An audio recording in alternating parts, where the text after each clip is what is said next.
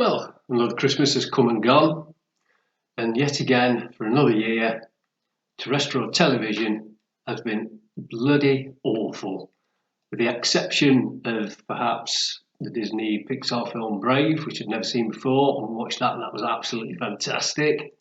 And one more programme that we'll go into near the end of the video.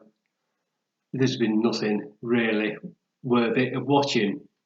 Even the Christmas idents for each channel, no thought gone into them.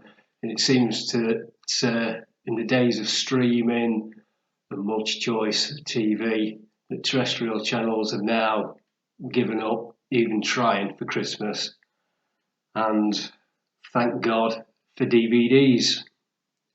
Hello, welcome back to the Adrian Project. I'm Adrian, with a face for radio. And on today's episode, I'm going to be talking about 5 DVDs that we watched instead of watching the telly this Christmas. So, cue the music.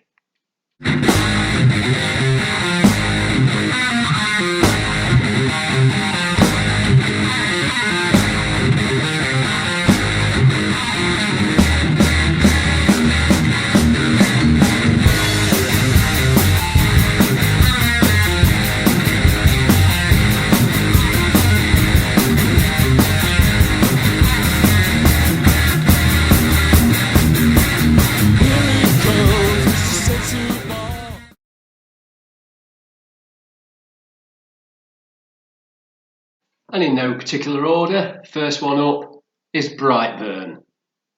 What if a child from another world crash-landed on Earth, but instead of becoming a hero to mankind, he proved to be something far more sinister? Brightburn is a total twist on the whole superhero falling to Earth story. It's the opposite side of the coin to the Superman story, where the baby falls to Earth, parents find him, adopt him, he grows up to be the superhero we all know and love. In Brightburn, the young baby falls to Earth in a spaceship, parents find him, adopt him, and as soon as he starts finding out and developing his powers, he starts to plot the downfall of the human race. He wants to take over and become ruler of the Earth. It's a fantastic story. Elizabeth Banks plays Molly, she's awesome in that. It's directed by James Gunn, so if you know and like his films, you'll know what to expect. The hipster film reviewers absolutely panned this film, and it's another case of, were they watching the same film as the rest of us, or did they just do it deliberately because it's popular? I can highly recommend this film.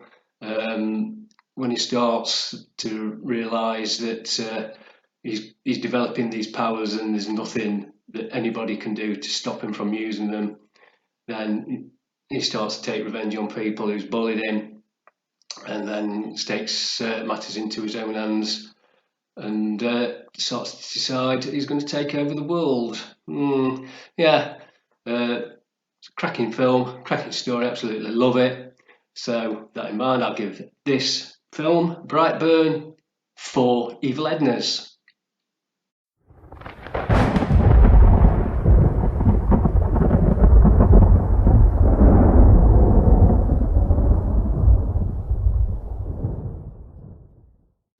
Next one on our list, Suspiria. The darkness swirls at the centre of a world-renowned dance company, one that will engulf the artistic director, an ambitious young dancer, and a grieving psychotherapist. Some will succumb to the nightmare, others will finally wake up. When I first saw the trailer for this new version of Suspiria, got really excited. It looked really good. It's going to be witches and all sorts at this dance school. Now, I have to admit, I'm not a fan of Dario Argento's original. A lot of the horror aficionados absolutely croon themselves over it. I've tried to watch it 2 or 3 times and I think it's rubbish myself, it's garbage. So when I saw they were doing a remake of it, I thought they'd be going down the route that modern day horror is going. How wrong could I have been? This film it's the worst film I've seen in a very, very long time. And I could even go as far as saying it's the worst film I've ever seen in my life. It just does not make any sense. It cuts from one scene to another and leaves you scratching your head thinking, what the hell's going on here? It's supposedly an American remake, it's Hollywood, but you have two people in conversation, and halfway through, the conversation's in English, halfway through, they'll change to German. Now, I honestly thought I'd sat on the remote and changed the DVD settings, languages to German and have the subtitles on. To do that, I can't see absolutely any point in doing that at all. Tilda Swinton stars in this. Now, I like Tilda Swinton naturally. I think she's a great actor. She's done a lot of arty-farty films that I wouldn't watch. This is like one of those films. It's art house film that just doesn't make any sense. And the fact that she plays two parts in this film, the director of the dance school and then an elderly man. Now, if she'd have played the part of the elderly man and there'd been a big shock twist at the end, I could have accepted that, but there wasn't. She just played the part of an elderly man, heavily made up. I must say that the makeup people did a very good job of the makeup, but there's absolutely no point in playing that part. Dakota Johnson plays the lead. Now, I haven't got anything against her as a person, probably the nicest person ever. Her acting, though, I don't know what it is, whether it's her method of acting or whether the directors just haven't got the best out of her yet, but like she did in the god-awful 50 Shades of Grey film, in Suspiria, she just seems to suck the life out of every scene that she's in. I hate saying this about people, but I don't think she can act. Why she keeps getting these roles thrown at her, I don't know. She must do some awesome auditions and then just phones it in when she gets to doing the actual filming. So like I say, it could be the way she acts, or it could be down to the directors not getting the best out of her. I don't know.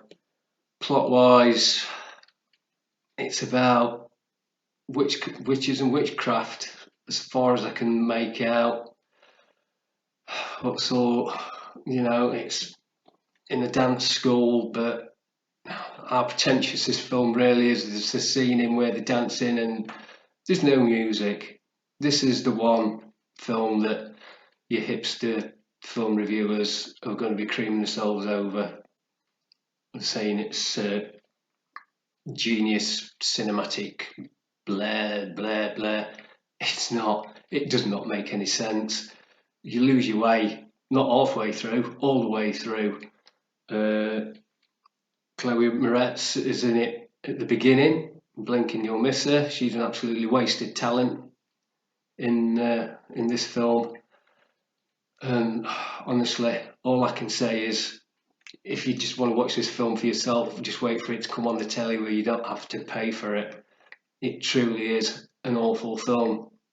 Now, on the Adrian Bauer project, I will never give 0 for marks. Even the loathsome Justin Bieber would get 1 Evil Edna. That's because at least he's out there doing it and trying it. And this is the same thing for this Suspiria. The makeup's good. Special effects makeup is good as well. Climax nearly saved what was said to be a very long film. I just can't find any redeeming features in this film at all.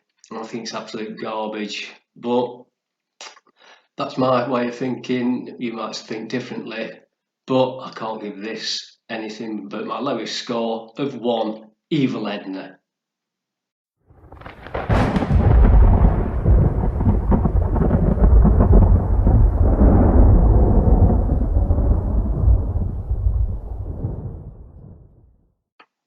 next one is The Curse of La Llorona.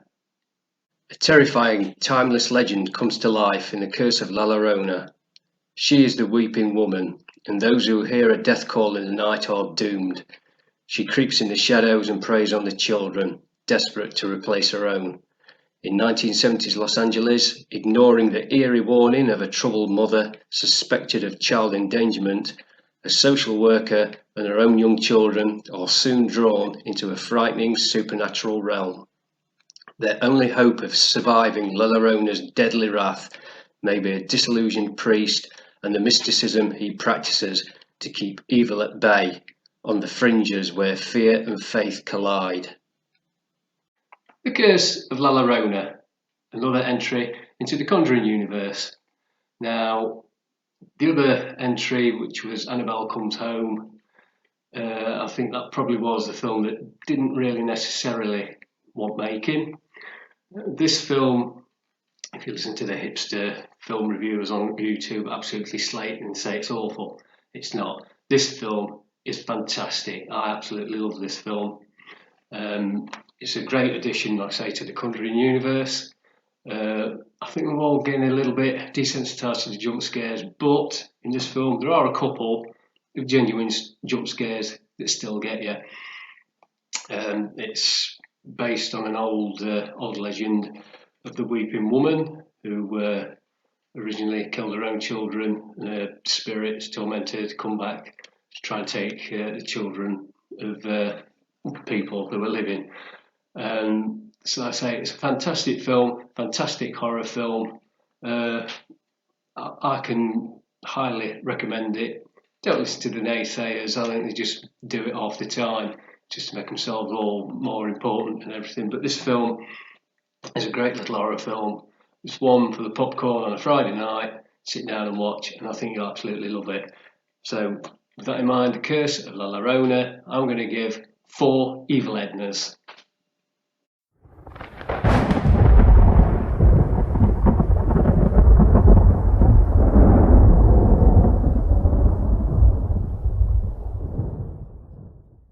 The next one is a crocodile creepy Crawl.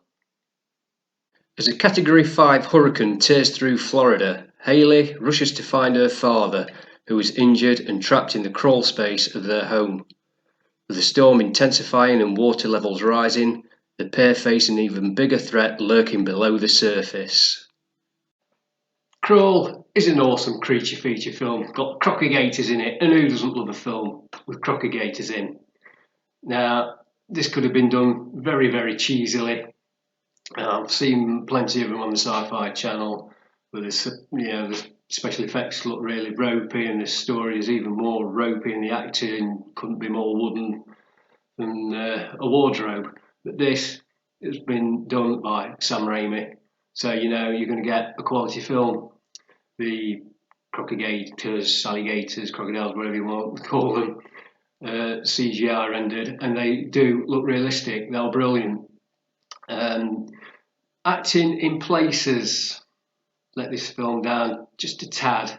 There are some from scenes where the main protagonist gets bitten, and she doesn't seem to be overly bothered about having a 15-foot crocodigator dangling off her arm. Could have acted a little bit more better than that, but other than that, this is a great creature feature. I think you call them B movies, but I think that's doing it a disservice. Another film that got slated by the hipster wannabe film reviewers just because it's a creature feature, and that's what they seem to have the sights out for. But absolutely loved that film, enjoyed it from start to finish. Like I say, some of the acting in it is a bit creaky. Could have been done a little bit better, so I've knocked half a point off of there.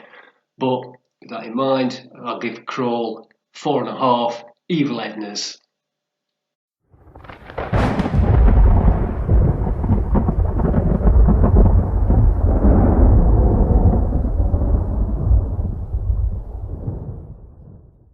And finally, John Wick 3, Parabellum. Super assassin John Wick returns with a $14 million price tag on his head and an army of bounty-hunting killers on his trail.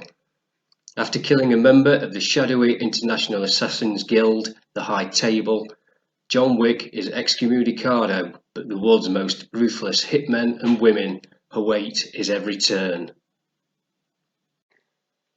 So, Keanu Reeves came back as super assassin John Wick in John Wick 3 Parabellum. Absolutely loved the first two films, and I was wondering, is this film just going to be one too many? Should they stop after the second one? Is it just going to be a rehash of the same old? No, it's not. He's back doing what he does best, killing people in the most inventive ways. It's high action from start to finish. In this one, he's usually the hunter, now he's becoming the hunted because he's got a $14 million bounty on his head. When I heard that Halle Berry was going to be in it, I got a bit worried about that because I thought, is this film really going to be the type of thing? I know she's done action before, but it's not gone down too well with people, but absolutely no worries with this. She's absolutely great in this. In fact, she can kick ass as well as what John Wick does, and she's got two nice little doggies that she takes with her as well when it all starts kicking off. Lawrence Fishburne is back in it as well, and Ian McShane is back. All the faces that have been there in the first two films, and it's a fantastic continuation. And I honestly can't wait for John Wick 4, which I think comes out next May. I think that's 2021. So with that in mind, John Wick Parabellum, I'm going to have to give you 5 evil Ednas.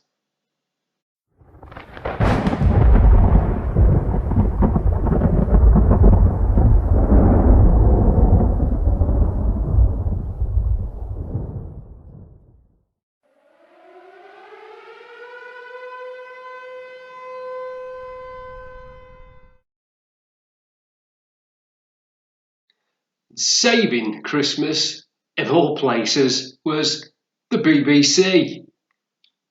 Mark Gatiss and Stephen Moffat write the 3-part BBC serial Dracula, adding a new twist to the vampire legend. It stars Claes Bang as the Count, John Heffernan as Jonathan Harker, and Dolly Wells as Agatha Van Helsing.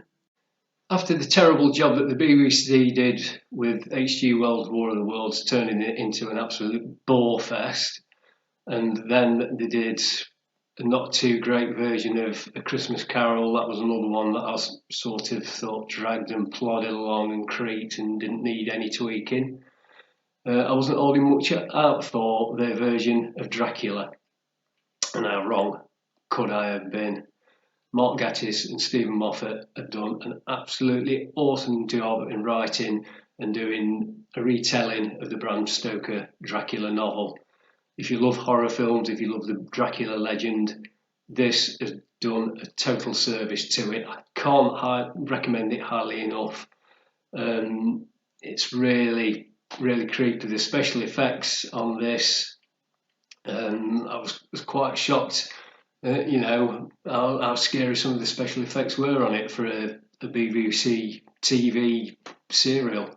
If you didn't watch it because, like me, you'd seen, like I say, the War of the Worlds and the mess they made of that, and you were just getting sick of the BBC ramming the left-wing utopia propaganda down your throat, then watch this.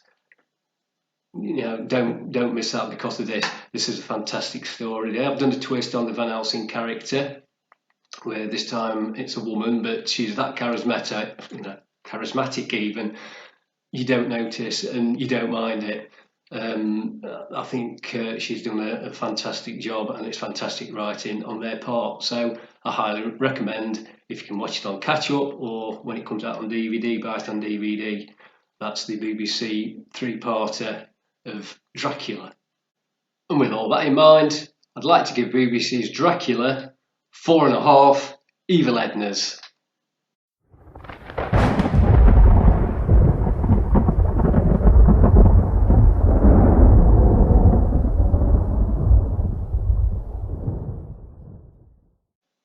So there we go. That's the end of yet another episode. Hope we all enjoyed it. Hope we all got something out of it. It's piqued your interest on what to watch and what to avoid, if you know what I mean. Just let me know in the comments what you think, if you've seen them, if you've got them, or if you've not yet watched them yet. It would be great to hear what you thought of them. Okay, I'd like to thank you all for watching.